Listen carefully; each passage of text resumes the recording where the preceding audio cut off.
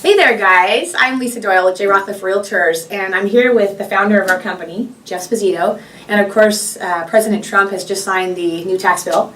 So we wanted to talk to you guys. So many people keep asking us about what the heck is going on with the new tax bill and how will it impact our California real estate. So we wanted to share, I wanted Jeff to give his expertise on the details.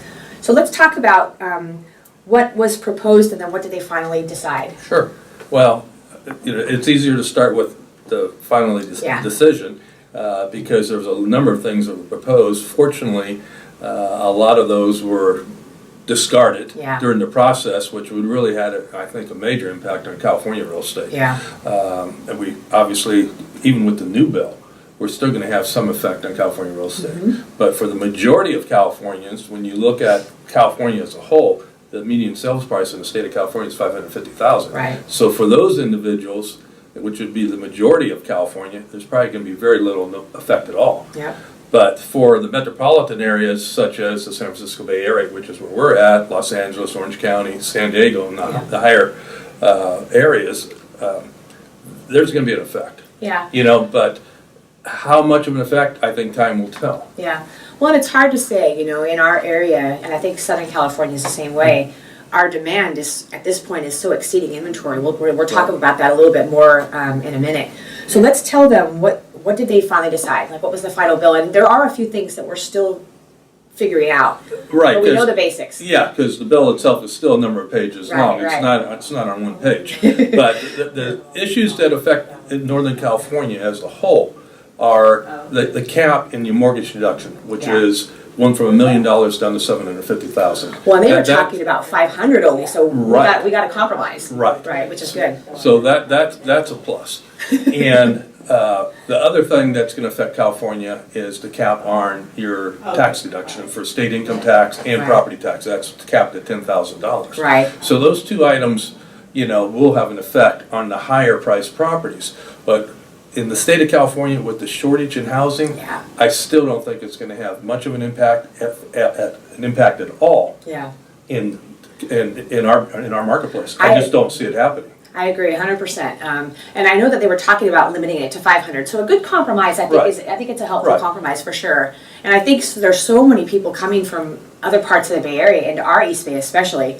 And I think Southern California, the same thing, is the demand is so great for a few reasons. We have a tremendous housing shortage. I mean, they could, it would take them 10 years of building with not an increase in population for us to even begin to catch up with the demand. Well, and I'll share one of the statistics that we wanted to share is, so when you look at our California real estate market, the end of 2011, of course, was the bottom of our market. That was, after the financial crisis, and at the very bottom of our market, in our East Bay, which in our East Bay encompasses a large area. It's all the way from Clayton, all the way through the La Miranda 580 to 680 down to the Livermore area.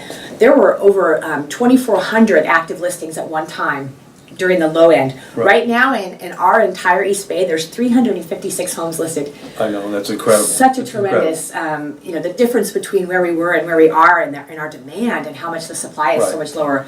And obviously that spike in the housing prices, as we see, pushing pressure. The average price now in our medium market's over $1 million. Right, exactly. And it's just continue to go up.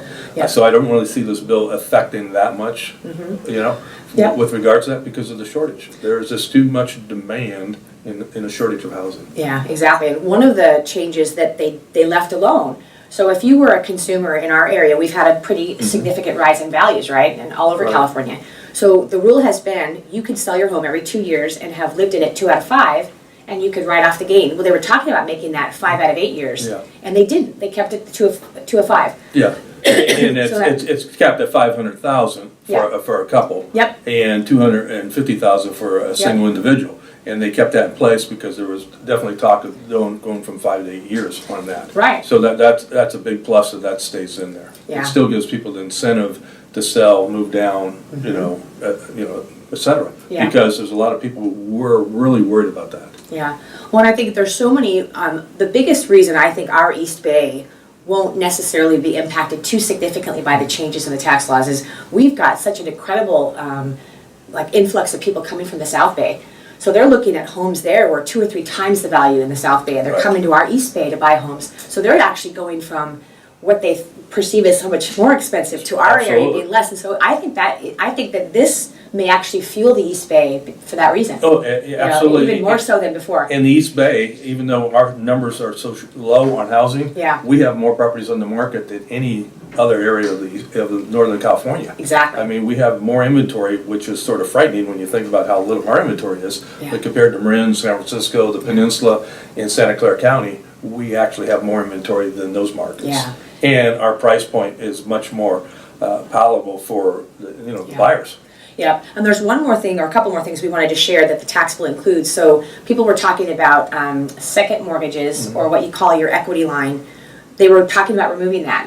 What they have done is they've left it in up to 100,000. Is that right? So That's what I believe. It's 100,000. As long as those dollars go to improve the property. Right. And that's the key thing. They have to go to improve the property. I mean, years past, there was a number of individuals would pull money out of a home to either buy a Right. car or whatever, Right. because the interest rates are lower on a home equity loan than versus any other, buying a Tax boat or loans. car or wherever. Right.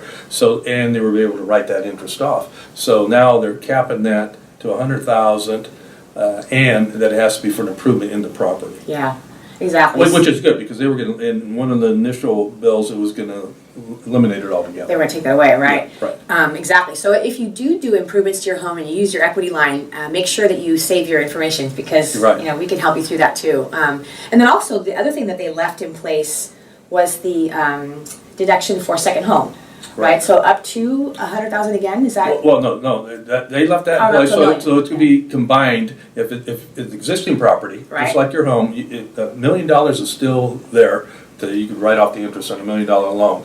But any new purchases going forward, it's going to be capped at 750,000, and that's going to include the interest on your second home. Right, So you can exactly. still write off the interest on your second home, provided it doesn't exceed The $1 million if it's existing, Yeah. and 750 if it's a new purchase. Okay. Well, that's good. A lot of people that we work with own multiple Right, properties, and they were right. concerned about losing that Right. as their deduction. So, Yeah. so overall, the tax bill, like Jeff Yeah. said, it could impact us in our area. Time will tell. Right. I'll be sure to keep you guys informed and let you know how things are progressing. But honestly, if you have questions about your specific situation, let us know, because we're happy to help. And we're going to be taking a look in the next couple weeks and giving a full update as soon as everything shakes out, because there's a Right. few that we're still not sure of. Well, yeah, little bit of I've unknown. even received a letter from my CPA outlining what he thinks is in the bill, but Right. until everybody has every page of it and reads every detail, nobody knows exactly for sure Right. what is said in there. But these are the highlights that we're looking at that affect Right. real estate. The real estate industry. Right. Thank you guys so much for watching. Take care, and I look forward to seeing you soon. Thank you.